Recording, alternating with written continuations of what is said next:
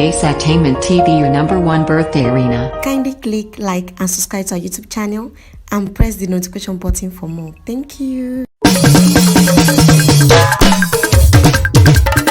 Àpáta ewì mo kọ́ lọ́jọ́ ìbí òní o.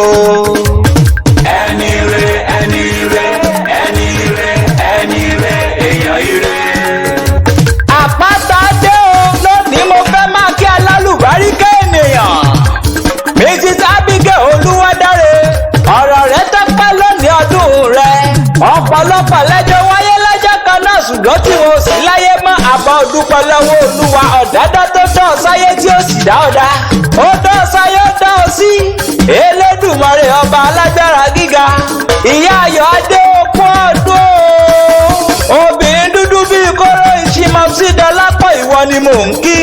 Ìyá Olúwọlé mọ́ gbóhùn ẹnu mi. Wúrà Emmanuel. Mọ́dà Michael. Máa wọlé máa rọra. Ìwọ náà ni Gàmá Allen. Lágbára lọ́wọ́ Ọlọ́run ìkankan nínú ọmọ òní kú mọ́ ọ lọ́wọ́. Wọn ò ní kú mọ́ ọ lójú. Ẹ̀rìndínlẹ̀ Èkìtì ní í ṣe ilé bàbá tó bí ọlọ́mọ. Àkúrẹ́ nílé ọkọ tó fẹ́ tó wájá sí ilé àwọn ọmọ rẹ̀. Gbogbo ọmọ rẹ̀ pátápátá ni wọ́n ní máa kíyọ kí máa kíyọ̀. Ìwọ lọmọ ẹlẹ́rìí ìjìyàn kan dádì àkúnwèjìwèjì. Ọmọ aláyé more. Ọkọ̀ ìdó àlè ìyè. Ọmọ elégúngún wájú jíjẹ̀yìn rìnà. Ọmọ elégúngún ìléjáde kan ṣoṣooṣo.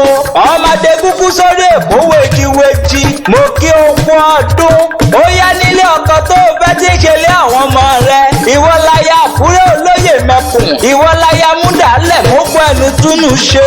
Ìwọ láya olómi méjì kan péjèèjì lálà. Àláṣe bẹ́ẹ̀ àládòmí ara mọ́. Ìwọ láya ọmọ onígi mẹ́ta tòkè ẹ̀dà. Òkè ẹ̀dá wọ̀run tìmọ́tìmọ́. Ìkan nínú igi ọ̀hún ṣòwò. Èkejì ń ṣoyùn. Ẹ̀kẹta ní sọ àlárí bàbá sọ.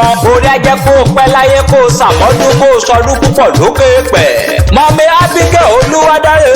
Àríyáyá ti yá àríyáyọ̀ ti yọ̀. Onílé àlejò wọn á máa fayọ̀ ṣe tiẹ̀ lágbára lọ́wọ́ Ọlọ́run ọba.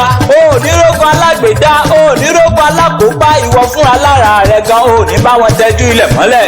Àyùnlọ àyùnbọ̀ lọ́wọ́ yẹnu bó bá ti lọre ló máa bọ̀ re. Ọdún tó wọ̀ yìí asan ọ́sọ́wọ́ asan ọ́sọ́ lásán ọ́sá ìkú tí ń ṣe bálẹ̀ ọ̀rọ̀. Lágbára lọ́wọ́ Olúwa ọba. Mo kí ọkú ọdún mo kí ọkú ìyèdùn. Happy birthday to you na and I wish you long life and prosperity. Bóyin bá ṣe tó yẹn padà sínú kókó ògì bá bẹ̀rẹ̀ bòjò bá ṣe ká bẹ̀rẹ̀ bòjò á padà sínú sàárẹ̀ tó kọ́lé sí. Àpáta ewì mo ṣe tán mò ń rèébi tá a forí mi sọlẹ̀ sí níbi ojúmọ́ ti mọ́ jáde gbogbo ilẹ̀ kílẹ̀.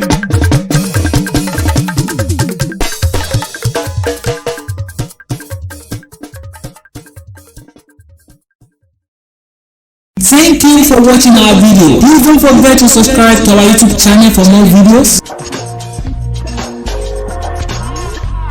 We love you.